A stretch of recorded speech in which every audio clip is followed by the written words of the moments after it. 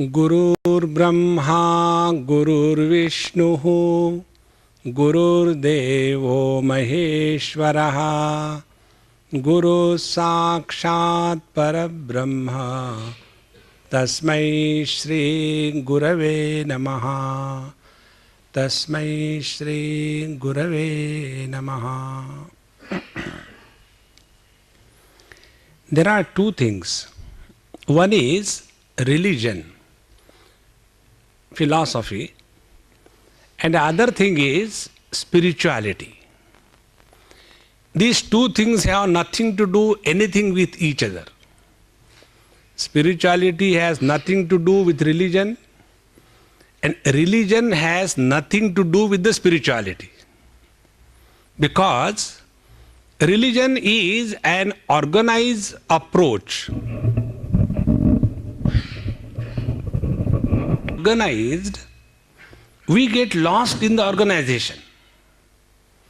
Therefore, if we really mean business of life, we must protect ourselves from philosophy and religion and take refuge in spirituality. Those who are in search of spiritual knowledge, they dissociate themselves from the religion and philosophy. Because what is philosophy? Philosophy is a delayed wisdom. Like every married man tells the youngsters, hey, don't get married. If this knowledge that don't get married has dawned in that married man before knowledge, he would have been a saint. Isn't it? Now he puts only the saint all around to protect himself. Therefore, friends, please let us understand what is spirituality, what is religion, what is philosophy.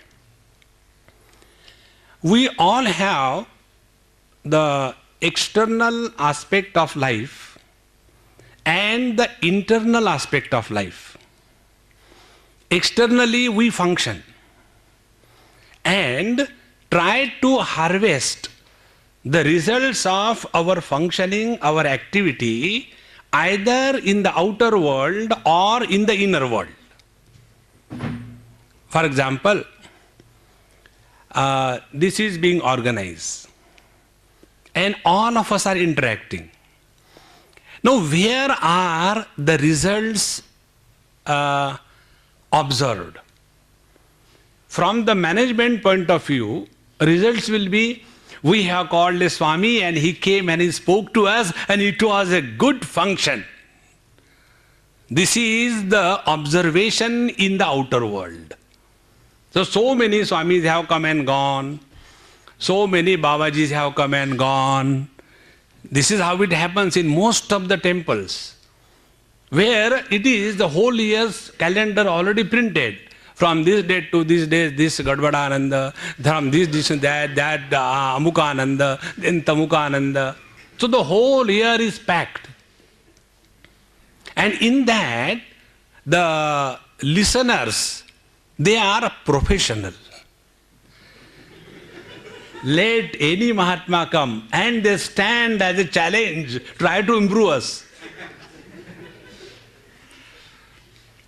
And this is how we get lost when we try to evaluate the results of our activity in the outer world.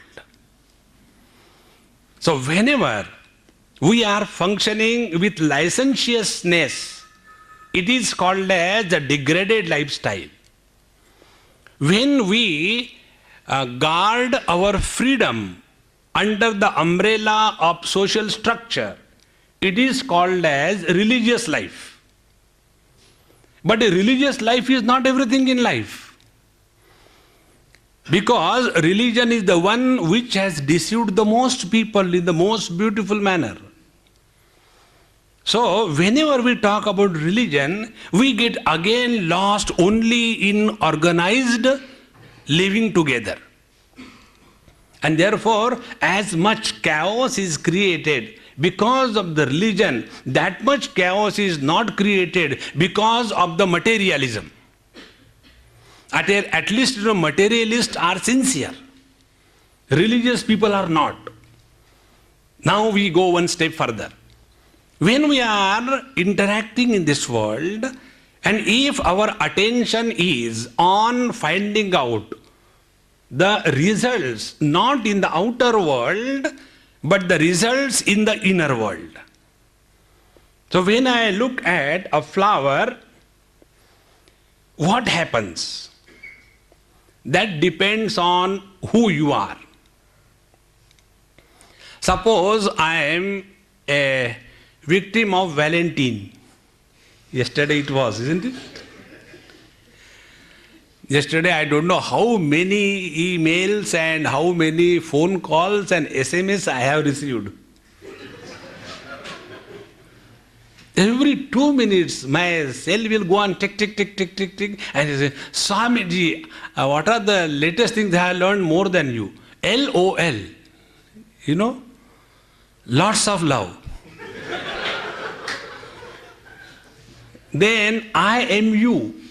And when those things come, that is, my studies. What it could be? Because if you say Aham Brahmasmi, I can explain. If you say Tattvamasi, I can explain. If you ask me Karmanye Vadhikaraste Ma Phaleshu Gadachana, I can explain.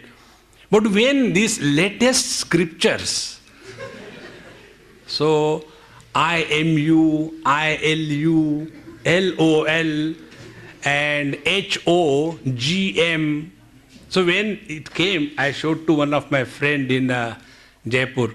I said, Kakaji, see what I received. He read that. He said, what is this? I said, you are only an advocate. You will never understand this language. This is the language of the Valentine heart. So if I take a flower, and if I am a victim of this Valentine, what I will think will be about that fool who has fooled me. Isn't it? So the result is observed outside. If I am a devotee of the Lord, I look at the flower and think of the Saraswati Mata. Just now I had been there. If I am a student of botany, mercilessly I will break it open and find out which genera, which family, and which type of species it belongs to. Think. So whenever we are interacting in the outer world, results are observed either outside or inside. This is first principle. Or second principle. What are the types of results which are observed outside? We all know. If we get the lottery, ha ha, we are so happy. If we don't get it, we are equally miserable. So this is common thing, nothing special about it. But what is happening inside that we rarely observe? Spirituality tells us, when you interact outside, what happens inside, take a note of it. See, we want to know and we know how a car operates, how a computer operates, how a cell phone operates, that we all know. But as regards when we are interacting in the outer world, how the mind operates. What are the healthy signs of the healthy interaction? What are the signs of unhealthy interaction? Whether with the interaction we gather wisdom or with the interaction we gather regrets. See? So this is all to be known. And this is not taught or thought of under the umbrella of religion, because they are all the time worried about the umbrella, not about the reality. Take a simple example. Suppose I have got my 8th daughter to be married. Suppose, underline, I don't have anybody by God's grace. Suppose I got that 8th daughter to be married. 7 somehow manage themselves. The 8th one is a load. So I have to unload. Now, wherever I will go, whether I go to the temple, I go to a funeral, I go to somebody's marriage, I go for a party, I go for a meeting, wherever I go, this one topic, marriage of my 8th daughter, is on the top. As a result, the moment I get an opportunity, I see some youngster, good looking fool, then I say, hey, how are you? Where do you belong to? And who is at home? Why? Because that one topic is so important for me that all my interactions are governed by the priority of the topic which is most important for me, is it not? When your exams are very near, that time if somebody comes and talks to you about something, what you will say? Not now. Let this exam be over, then we'll think. Because that is the topmost priority. In the same manner, when we are lost in the non-essentials of life, we can never think about something higher. And therefore, it is necessary for every one of us to whatever denomination we belong to, whatever is our gender, whatever is our number, whatever is our age, it doesn't make any difference. The most important thing is what is happening inside me. Am I becoming aware of it? And do I know the scientific data which is required for the repair if there is something wrong? And this is what our scriptures tell in a most beautiful manner. So, let us try to understand step by step. When I look at an object, there are one of the two basic interactions. First interaction could be, I love that object.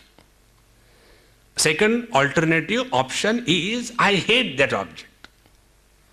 So when I love something, what will be my interaction? I will run towards that object. When I dislike something, what will be the interaction? I will be running away from the object. So what is our total life? Only running, either towards or away.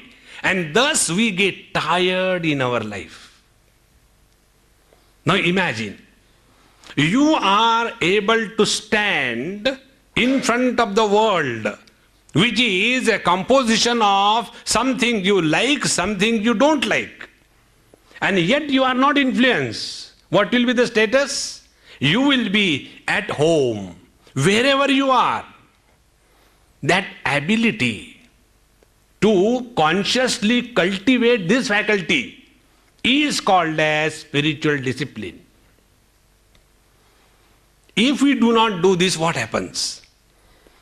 Suppose I like this object. When I get this object, I am very happy.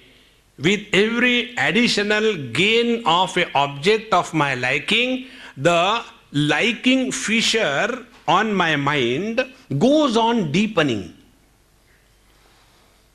Liking for a Rasgulla, liking for a movie, liking for a person, liking for a classical rag, liking for a particular type of furniture, that liking is the same thing. So with every additional object that you like and you get it, the result is your fissure of liking goes on deepening and deepening. Same thing is true with reference to disliking. When you dislike something, so whether it is a thing or a being, suppose you don't like mathematics, you don't like Sanskrit, you don't like idli, you don't like dhokla, these are my enemy number one. When I came here in the guest house, and a person in charge, he told me, Swamiji, you like to eat something? I said, yes, I'll eat something. We have got idli. I said, Ram, how could you reach before me?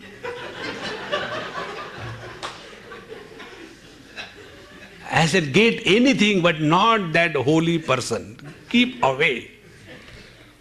So when you don't like something, that perpetual disliking deepens the fissure of disliking in your mind.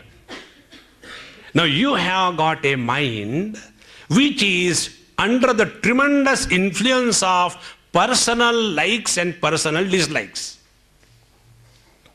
Now, ask a question. But Swamiji, why don't you like idli? You ask this question. What reply will I give? Why? I don't like means don't like. That's it. There is no logic. There is no reason. There is no cause that I dislike idli. And yet if you insist, then I will discover the causes.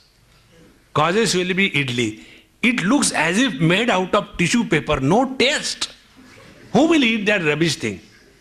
Second thing, nice rice is spoiled overnight, and next day, fermented thing is made into another ball, and you have to eat with great taste. Because you don't like, you can find out the causes.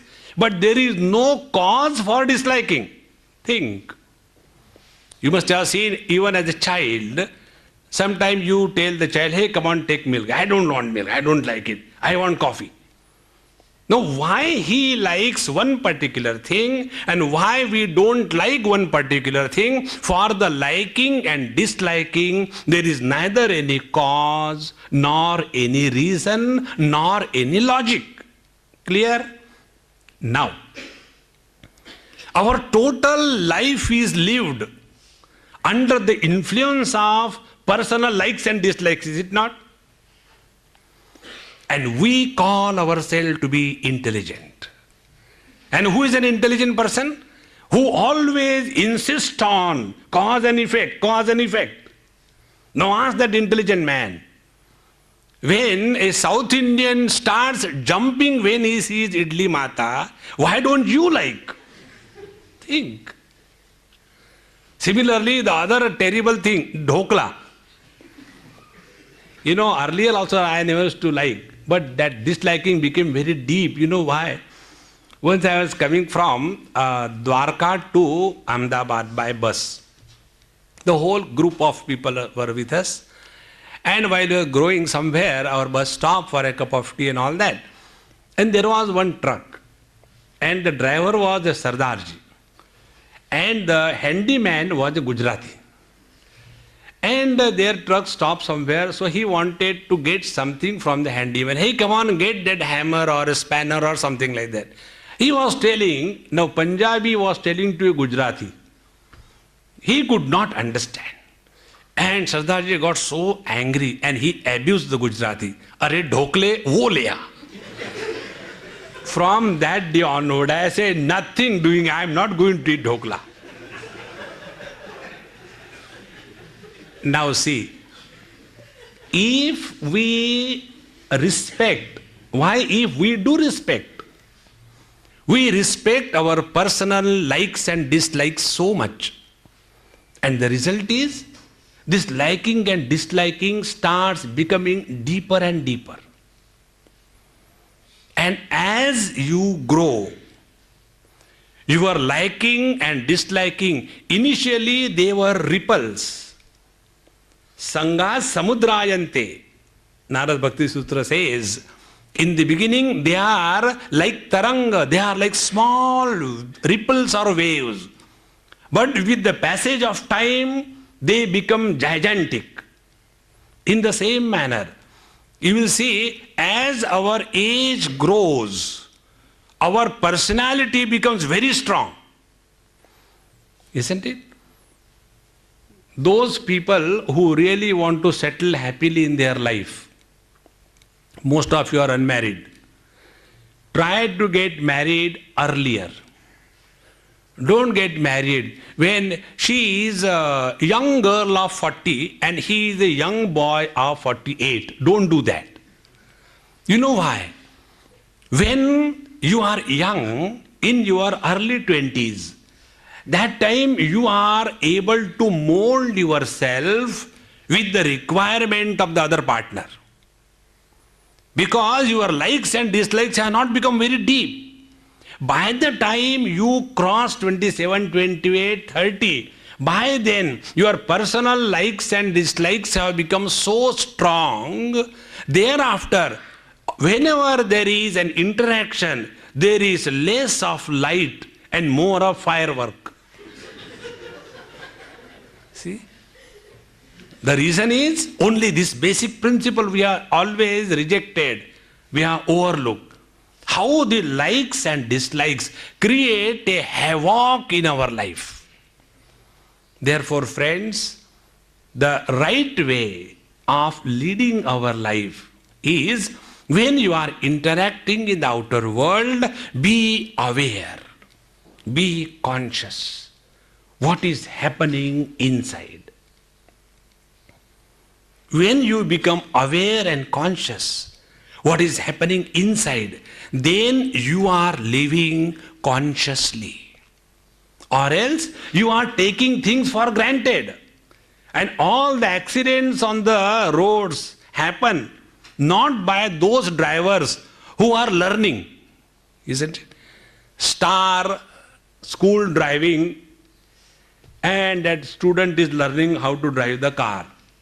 And suppose he has started from Pilani and he sees a car has started from Jaipur. He will park his car on the roadside. Let that go. He can never create an accident. Accidents are created only by those drivers who take things for granted. Isn't it? When we take things for granted, we are not aware. We are not conscious. And therefore, that is the time we fail in our life. See? Can you say, see, I have been driving last 30 years. Never there was an accident. If once in a while driving, if I doze, so there will be nobody to reply. See how simple it is. Therefore, spiritual life tells us, lead every moment of your life with extreme awareness. Awareness about what? Awareness about when you are interacting with the world, what is happening inside. Be aware. And when you become consciously aware about this, you are bound to change. And when we start changing, we have entered the kingdom of spiritual life. And when we want others to change, we have entered the kingdom of politics. Think. The other day I received an email. You know all email? Emotional blackmail. That's what people do. So, one email I received. One engineer from some department, I don't know, he must be from Andhra because he is in Andhra now. I got email from there. He said, Swamiji, I have taken VRS. VRS, you know, it's a virus. You know what is this virus? There are 3 types of viruses. One is a biological virus for AIDS, for example. Second is the logical virus for the computers. And third is the illogical virus, the VRS. Why you retire early and make the people at home miserable? So he was a VRS victim and he decided, now I got lot of time, what will I do? So let me study. So he joined the university. And after joining university, he did his master's in philosophy. And then he registered for his doctorate. And he wanted to do his doctorate on a text called as Panchadashi. Now I got a very thick commentary written on Panchadashi in 5 volumes, over 2000 pages. So he must have come across. So he wrote me email. Swamiji, please send your books. I would like to have them and also give me references so that I can complete my doctorate and I get my PhD on Shankar Vedanta. So I wrote him everything. Afterwards, I wrote in last paragraph. I said, you know, I am tempting to write you that your is a condition like shopkeeper who is selling sweet meat but suffering from diabetes. By reading the menu, you can never satiate your hunger. By studying Upanishad and this thing and then writing thesis and giving lectures and look here, Krishna says in Gita. What you have to say? I have to say, I got less marks this time, I think the teacher is angry with me. What he told, the whole world is an illusion except my marks. Tragedy. See, therefore, if you are taking this philosophy or religion, don't take it for gradation. If you get lost in gradation, you will be degraded, still lower. Upgrade yourself by putting this knowledge into your subjective search. I am extremely happy, youngsters like you who are thinking about it. You are preparing yourself for your old age. When the children don't prepare, they can't go to college. Everybody is not here. How many of you, if we have to take the statistics, behind every one of you, there must be at least 1 million children who could not come to this place. So you are the rare ones. And among those rare ones, how many more than 3,000 students are here? Only few of you have come. So behind you see what a big number of students are there. So you have chosen this. This will prepare you to live your total life and quit the world with a smile on your face and confidence in your heart. If you look at the old retired people, they have only 2 things in their life. Most of them, not all, most of them. One is, why did I not take care of my life when I was young? Like, many people say, Swami, you should have come to our life 50 years before. I also reply them, if I had to come in your life 50 years before, you have to clean my langoti. See, you can do nothing afterwards. This is the time, you are rightly chosen. So in addition to all your studies and the worldly things, focus attention within. And this is such a faculty that you will develop. You will not only be successful in the outer world, but while doing this, as a free byproduct, you will grow spiritually. And when you thus start living in the outer world and growing spiritually, a time comes in your life when the balance tilts. You become more spiritual.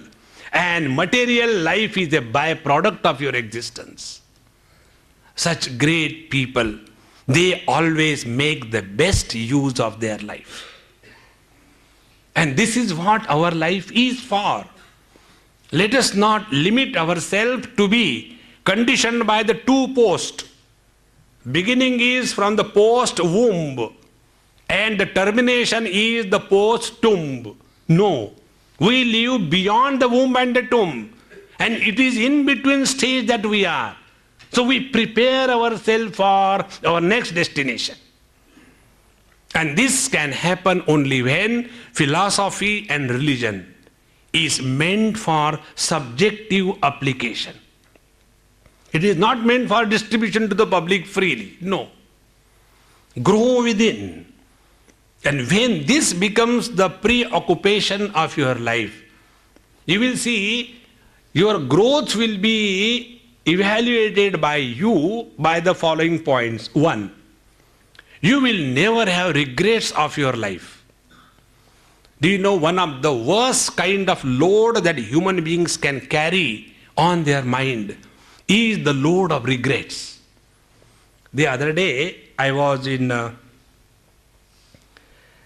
where Haridwar, I think.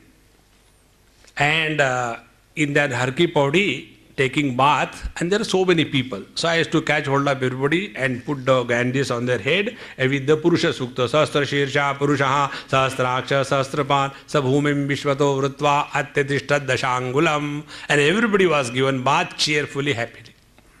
There was one man unknown to me. He came and he said, Swamiji, I have got a question. I don't know why people remember question when they look at me.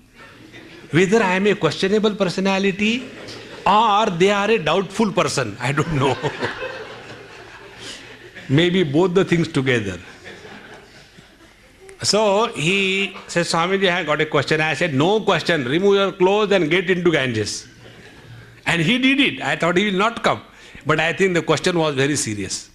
So he came and he said, Swamiji, I am suffering because of something which I have done many years before.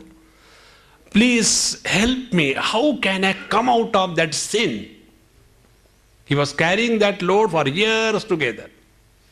Frustrated. And what I should do? I said, look here. First, don't ask any question. Second, do exactly what I tell. Third, don't tell me the result, disappear along with Ganges.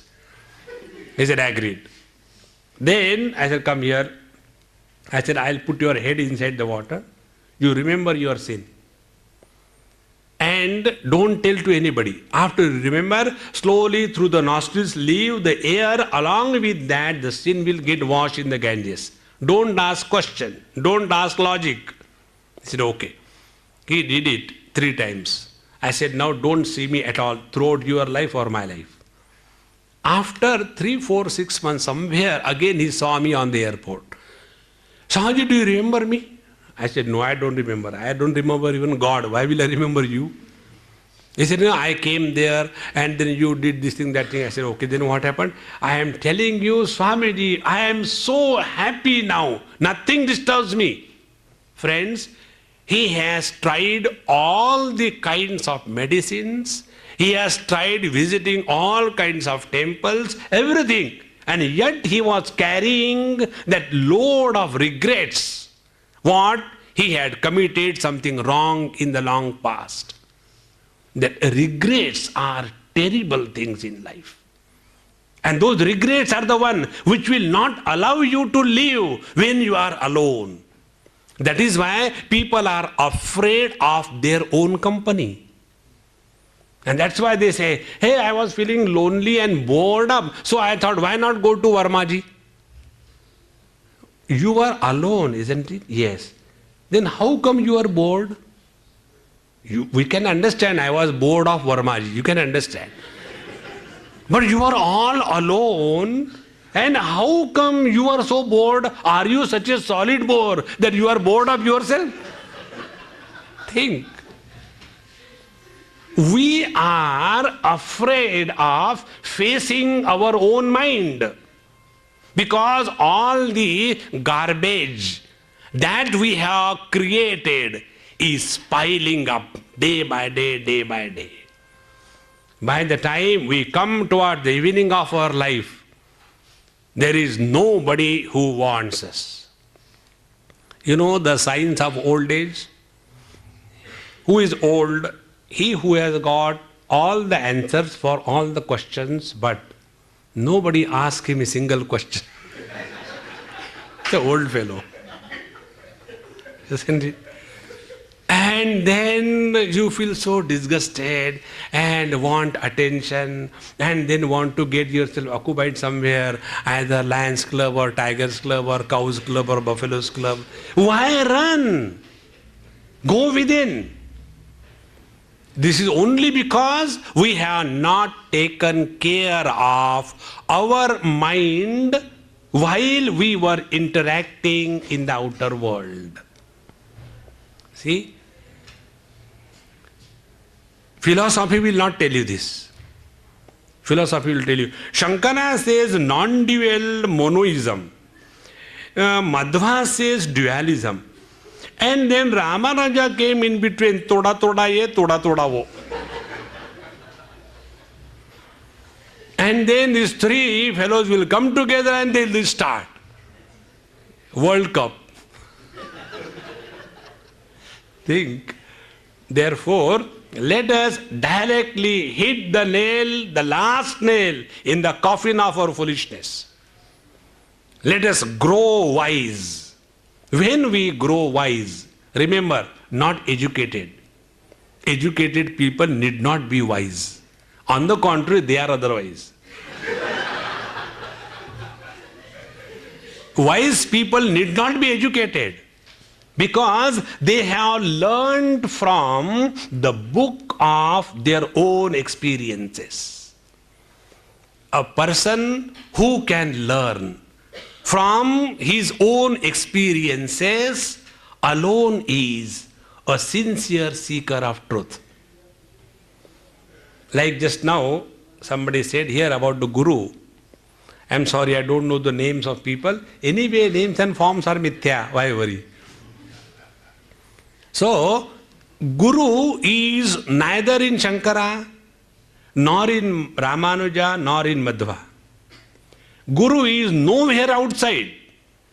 Guru is your willingness to learn and change yourself if you find that your earlier perceptions were wrong.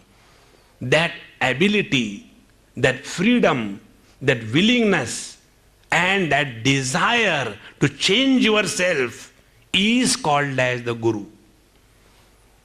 Bhagwan Sri Krishna was not a Guru of Arjun till the age of 86. You all know when the Mahabharata war took place, that time Bhagwan Sri Krishna was 89 years old and Arjuna was 86 years old.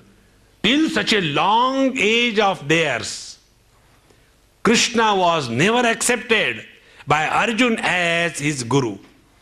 And when the water came up to the nose, and then he started telling, Shishyasteham shadhimam tvam prapannam.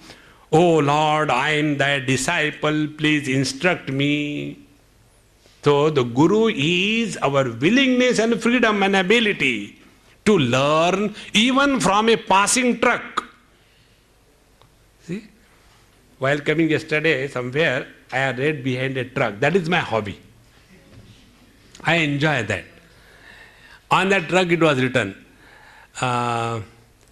कीचड़ में उतरोगे तो पैर धोना पड़ेगा.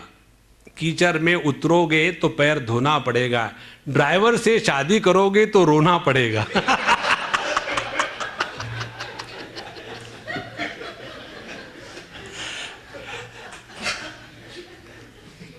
Now, if you cannot learn from this, nobody can teach you. Isn't it? So another driver has written similarly, तूने भी खूब बनाया है मोटर बनाने वाले को. He is addressing to the Lord. तूने भी खूब बनाया है मोटर बनाने वाले को, घर से बेघर कर दिया मोटर चलाने वाले को.